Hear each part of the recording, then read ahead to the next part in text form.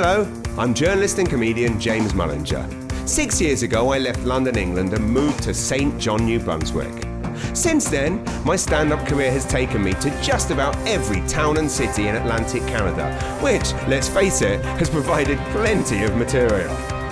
But I've also come to realise that this place is special and, crucially, underappreciated. So my wife Pam and I started a magazine, The Maritime Edit, to celebrate its natural beauty and the incredible spirit of the people here.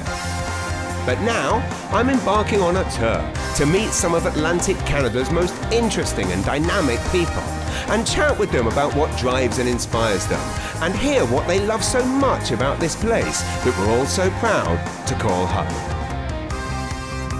Today I'm heading to St. John's to meet iconic East Coast musician Alan Doyle.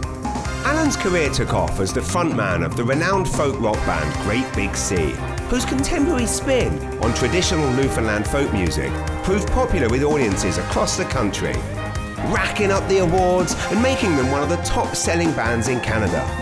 In recent years, he's also made his mark as a solo musician, actor, producer, author and philanthropist, and also as a recipient of the Order of Canada for his contributions to the musical traditions of his province and also for his commitment to numerous local charities. I'm meeting Alan at Quidi Vidi to discuss his prolific musical career, his passion for performance, and how he became one of Newfoundland and Labrador's greatest exports. I'm James Mullinger, and this is Atlantic Edition.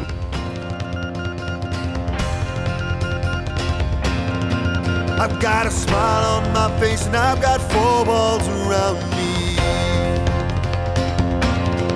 I've got the sun in the sky, all the water surround me. Oh, you know, yeah, I win now and sometimes I lose. I've been battered, but I never bruise. It's not so bad. And I say, well, hey, it's just an ordinary day, and it's all your state of mind. At the end of the day, you just got to say it's alright. It's alright, it's alright. 'Cause I've got a smile on my face and I've got 4 walls around me. I'm back on the rock, and today I'm meeting another iconic Newfoundlander whose creative talent has made them one of the most recognised Canadian artists in the world today. I am, of course, talking about Alan Doyle. The renowned party animal and Petty Harbour native grew up in a musical family and has spent more than half his life in the business. He's been profiled in our magazine a few times, but this is my first time meeting him myself. I'm excited to learn about his humble yet idyllic childhood in Petty Harbour, his time fronting one of Canada's most revered bands, and his deep-rooted ties to home. This is a big moment. Newfoundland's biggest partier meets New Brunswick's biggest partier. What could possibly go wrong? Let's find out, shall we? Here we go.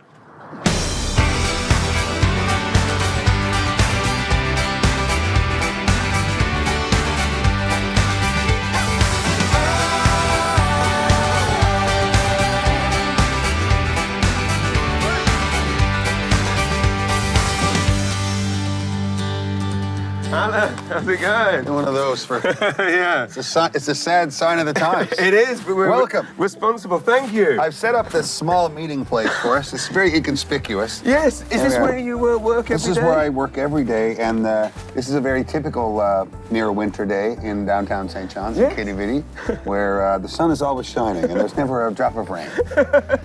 This is Quidi Vidi. This is one of my favorite places in the city because, as you can tell, it doesn't really look like a city. And I'm from the rural Newfoundland, out in Petty Harbour, which is close to here, a little fishing town. And I guess Quidi Vidi always spoke to me as a place that is indicative of what those towns look like, yet it's beautifully right in the middle of the city. It's true. Welcome. I mean, it's nice to have you. yeah, well, thank you very much Cheers. for having me. Cheers. I mean, this is literally the most Newfoundland view imaginable. And how's this similar to Petty Harbour?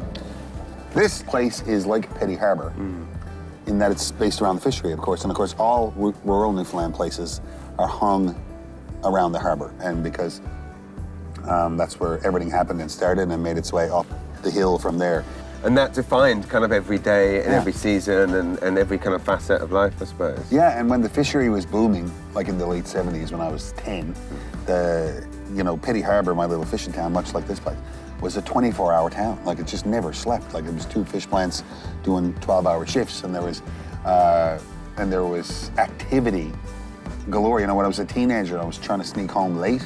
I used to joke forever that it was impossible to sneak into Petty Harbour in the summertime. Impossible. There's always somebody up. You know, it's like by the time the late crowd go to bed, the fishermen are already up and stuff. But I love that kind of feeling that, you know, there's a start for something and then it all goes that way or whatever. Right. It's easy to figure out, I guess. What are your kind of abiding memories of growing up in Petty Harbour? Busy, you know, because, which was funny because like one of the, you know, when I started touring around Canada, like with Great Big Sea and stuff, and even just before that, I learned that like one of the sort of stereotypes of like Newfoundland culture was this lazy stereotype, and I was like, who is that? Like we were just always doing stuff, even when we were kids, and we started working on the wharf as a kid, cutting out cod tongues when we were 10, you know, like just because, not because it was some kind of child labor, but because it was fun. That's what everyone was doing, like, and it was awesome.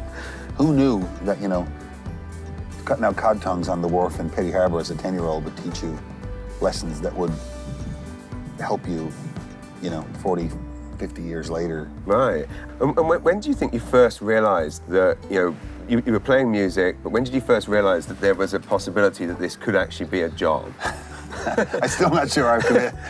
It's one of the things, and I'm not making it up, that every now and again I catch myself to go, and I have little phrases I say, like, don't blink yet.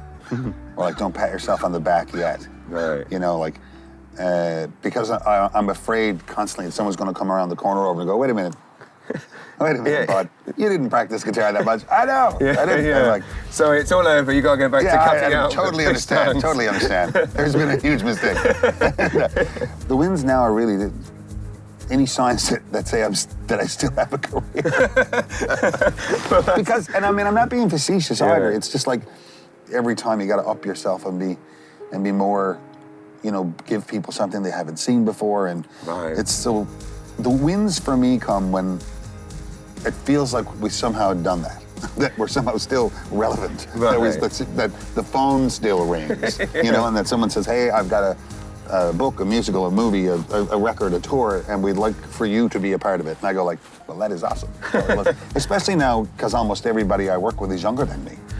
You know, and of course, for years, I was always the youngest person, and now it's like, it's such a joy, man, to be part of a continuum, you know, and to go like, it's just awesome to have a broad palette of ages and genders and people, and it's just coming from different walks of life and ethnic backgrounds, and it's great, it's awesome, love it. Yeah. And I mean, people, this is the thing that your audiences love so much, is that you genuinely exude that feeling from the stage, that you appreciate every single person in that room for buying a ticket. And one of the misnomers I think people have is that making it's the hardest part. But as you rightly point out, sustaining it's harder. Sustaining it is much harder, yeah. And for me, I tried, that's one of the things I probably am guilty of oversimplifying. Because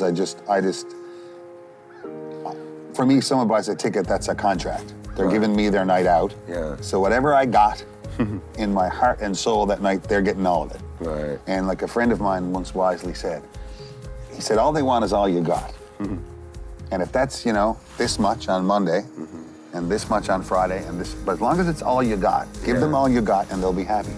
And I'm terrified that I would waste someone's night. Right. It terrifies me that someone would give me their night and they would leave the concert not thinking that, not feeling completely satisfied, or you know, or having, you know, overpromised and under-delivered or something. It just literally makes me sick to my stomach to think that that's possible. And I know it is. All together gone. It's now or never if you want another song.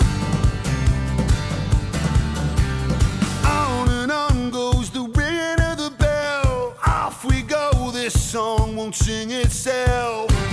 So when you got that first check, when you realised that, wow, this thing I love, and someone's giving me money, what was that like? I do know that day. There was a day, I mean, there was, like, when my Uncle Ronnie paid me $50 when I was 15 to play up in Cape Royal on the Southern Shore for the Sunday matinee at the Squid Jigger for Tristy. You know what I'm talking? You get the Sunday matinee at the Squid Jigger, you're doing all right. You know you've made it, yes, man. Sir. And I mean, that was cool. But then, like, I remember, like, I don't know, in Great Big Sea, when we were rolling in our early 20s, we just banked whatever money we made, and we put each member of the band on salary for like $250 a week, and then it was $350. And I think by the third year, we got up to like $600 a week or something like that. And then at the end of like, I don't know, year 3, our accountant, you know, because we had been signed at Warner for 2 years and Rounder in the UK, and like we were doing good. And our accountant said, you know, you guys should really do a dividend. I mean, it's good you're saving money, but you should do a dividend. And we're like, treat yourselves. We were like, what's that? What's a dividend? Honest to God. I never goes like, what is that? It's like, will you take some money out for you guys? And I can remember actually saying, to do what? Well, what was I going to do with it? You know, we're on the road 300 days a year, wearing cut-off shorts and old Doc Martens and socks, you know, like eating Irving sandwiches and. So what else is there? You know, it's like we're doing everything we want to be doing. But I do remember leaving that room with a check for more than $40,000, and just like 40-something thousand bucks, and going home to my girlfriend at the time, my wife now, and just like sort of holding it in my hand, like trying like. What do we do? And just having this strange conversation that, you know, was notable, you know, because Joanne said to me, she said, well, what do you want to do with it? And I was like, I don't know. Like, she said, do you want to get a car? And I was like, well, we were living in a basement apartment on Victoria Street with no parking, you know, and she already had a car, you know, and I was like, what would I do with a car? I'm gone, like, 200 days a year. And she's like, you want to get, like, some clothes? I was like, what? Clothes? Like, where would I wear it?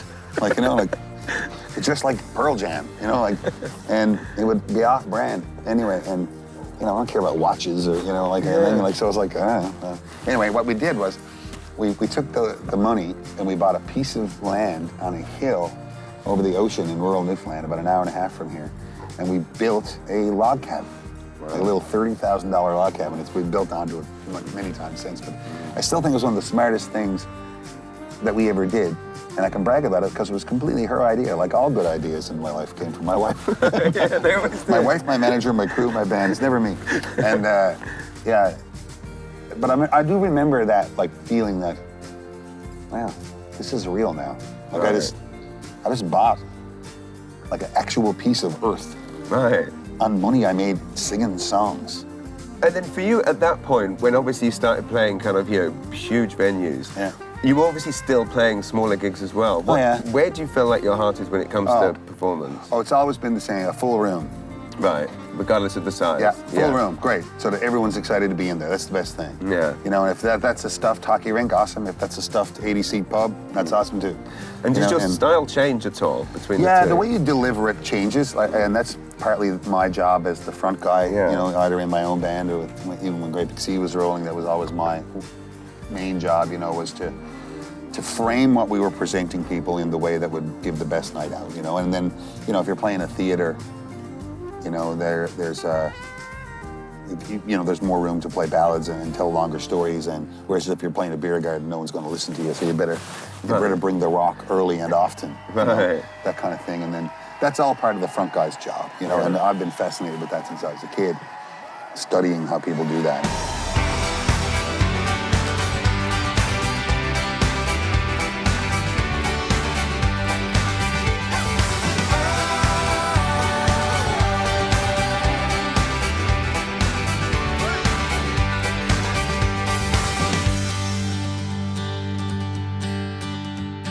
Excuse me if I ask too much, but I bit my tongue for long enough.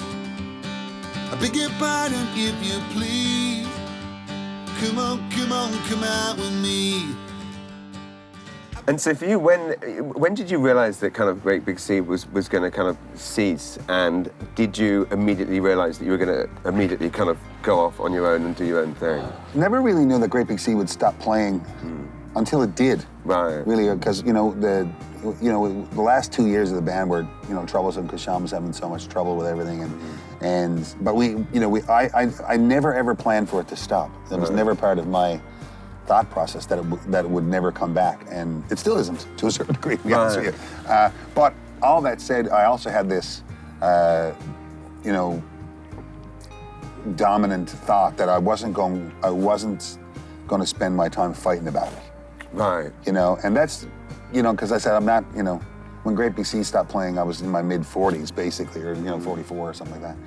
And I just said, like, I'm not spending the rest of my 40s fighting over this. I'll go build something else, and when everyone's happy to do this, I'll be the first one back. Right. But I'm not spending my time fighting over the scraps of it or something like that, and like I've said since day one, I was like, look, as soon as everyone's happy to do it, I'll be the first guy there. What would it take to bring the band back together, do you think?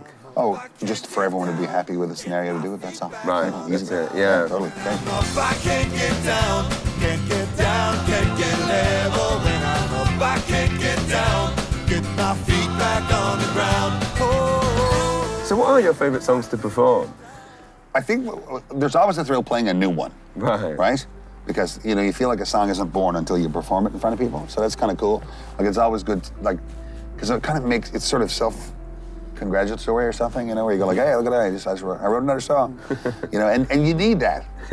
I do anyway. You want to feel like, that the tank, if you will, is still filling.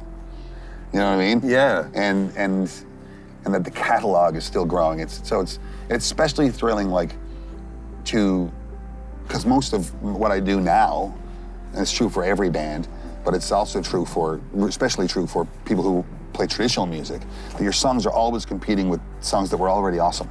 Right. Right? So if you're a traditional band, it's extra hard because, okay, you just played Lukey's Boat and people liked it. Yeah, well, guess what? They liked it 700 years ago. It's awesome. That's why people love it. It would be awesome when I'm dead. It was awesome before I was born. It is awesome. Yeah. And then you're trying to get one of your own songs to live in that catalog. That's extremely difficult. And Great Big Sea had some great luck with it.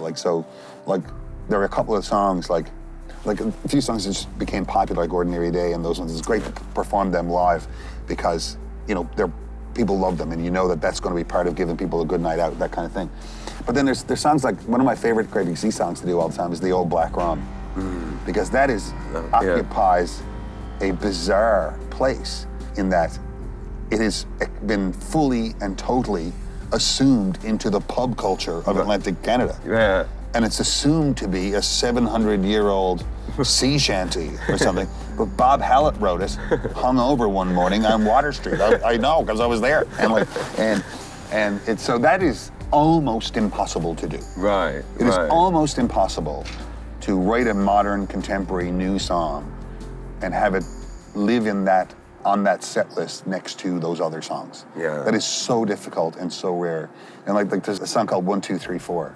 And it's just like a party song about a band in a pub, And it's done the same thing. It's just been assumed to be this ancient pub song or whatever. And it's just like, that to me is extremely difficult to do. Yeah. Extremely rewarding when it happens. And almost unnoticed in the greater music world. It is fun to play them. It's great because you just hope when you're a kid to have a song that people would know. Yeah. And then it's, like you say, it's also a thrill to offer people something new and to see it work. Right. Then you go like, oh my God, there's another one in the catalog. Yeah. It's amazing.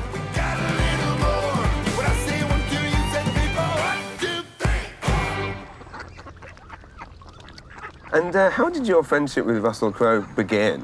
Very organically, we met at the NHL Hockey Awards. Oh, really? In Toronto, yeah. It's the story goes back a little further, but in that...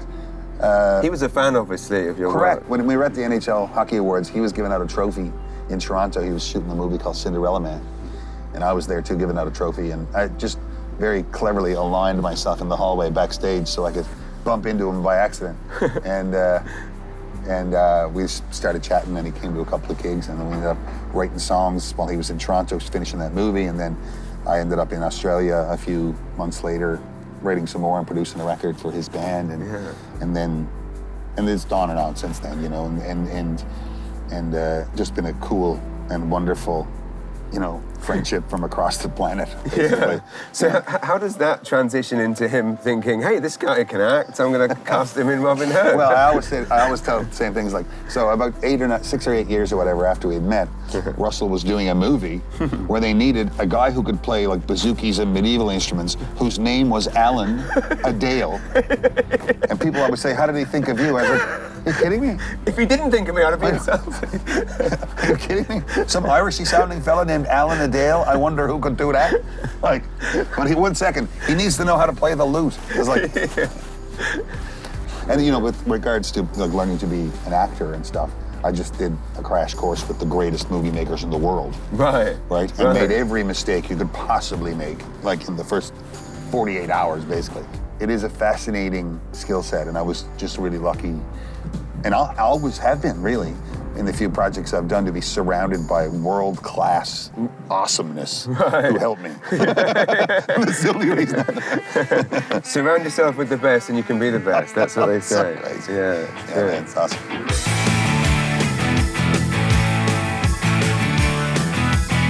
It's a long way to heaven, it's a long way back. Take it from a sinner, it's a cold, hard fact. So from one iconic St. John's location to another. Yeah.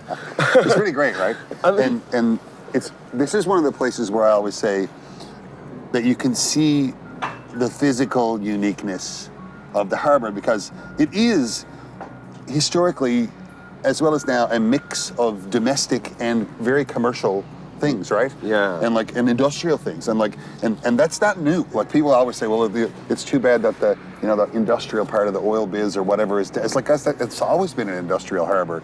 You know, I mean, it was for hundreds of years. Because again, like, that's the heart of the business district behind us.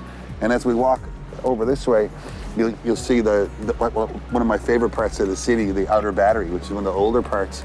Again, like Quidi Vidi, where the houses are just clung to the hill, and it's like, I don't know anywhere else in my travels where I've ever really seen that, where those kind of wooden structures are just mated literally with the rock. You know, Yeah, so- I mean, it's completely unique. There's nowhere else like it.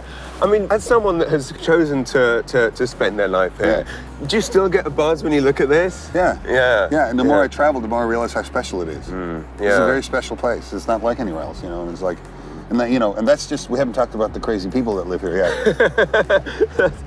God knows there's lots of us. But that's the wonderful thing about this place, is that the people are unique, the place is unique, and as you, as someone that has become a kind of an icon and ambassador for the place, do you feel a kind of a need and a desire to kind of constantly give back to the community that has kind of made you? Well, I don't feel I don't feel obligated necessarily to do it. No, like, I mean, I find it rewarding to do it, and because I noticed when I was a kid that people did it long before me. Right. You know, and I feel, again, just like being a part of the musical kind of continuum of the place, you know, the charity and the community of the place predates me and will be happening long after I'm gone, you know. So, and it's similarly with just doing what we're doing right now, like kind of showing the place off, you know, like, my God, we loves it. We love someone coming to tell them what's cool, and we love to see anyone coming. That's beautiful.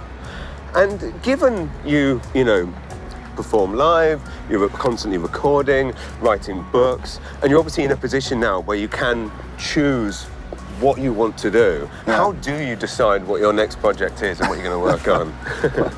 Well, I thought I knew I'll be touring all this year, but of course we can't. I tend to default to music. Right. And so I do music as my main job completely happily. Concerts, great. I'll do that for as long as I'm standing, and then if something, almost everything else that comes along, in the luckiest kind of way, has been brought to me. Right. You know, I never looked for an acting gig in my life. You know, Random House phoned me and said, "Will you write a book?" And I said, "Okay, I'll try. I don't know how to do it." And then saying, like, I'm writing this musical for Charlottetown Festival, and I don't know how to do that either. You know, like, And it's been a part of my last 5 or 6 years of my life. I produced a kids record. I actually won the judo for the best kids record of the year. And when I sort of auditioned or whatever, or interviewed for the gig, just chatted to them, they wanted me to do it. And I said, look, let's talk about it, because I don't really know. So we chatted, we had a day. And we agreed that I would produce this record for this group called Splashing Boots, and they're amazing. And kids group. And I said, by the way, just before we leave, the only reason I want to do this is because I don't know how. I just want to make that clear. Like, I don't want you to hire me because you think I know what I'm at, because I don't. And we're going to figure this out together, and it'll be fun, or we won't. So really, that's the key to how you choose a project, is this is new to me, so it's going to be exciting, and I want to learn. And I like the people who are doing it, that's all. Right. That's the big thing for me, is like, does it look like a good gang to hang out with for a while? And if it does, awesome. And if it doesn't, I don't really want to do that. Right. Look at how cool it is if the people are not cool and not into it. It's a beautiful thing, and as you say, everyone is encouraged to do whatever they want, even if, as you said, no one knows what they're doing, because ultimately, it's all about having a good time. Well, also, it's also about learning, including people who are not from your strong suit in your backyard, and then get invited to theirs. Right. So that you bring a skill set to that project that they don't have. Yeah. Right? And if you can figure out a way to, to make the skills that you bring to it, add to it, then all of a sudden, everybody benefits from everyone's disparate skill sets and has a lot more fun and doing it, And so I like that about the arts when the disciplines cross, and the musicians and the poets hang out, and who doesn't want to go to that party? That's it. Well, I've had a great time in your backyard, and I'm having a great time in your party, and I can't thank you enough, brother. You're welcome. It means a lot. Love to have you. Thank you. Come again. Let's have some good times. Now I'm laying down to perish. I just wanted you to know. Now I'm laying down to perish, and God knows where I'll go. Now I'm laying down to perish. I just want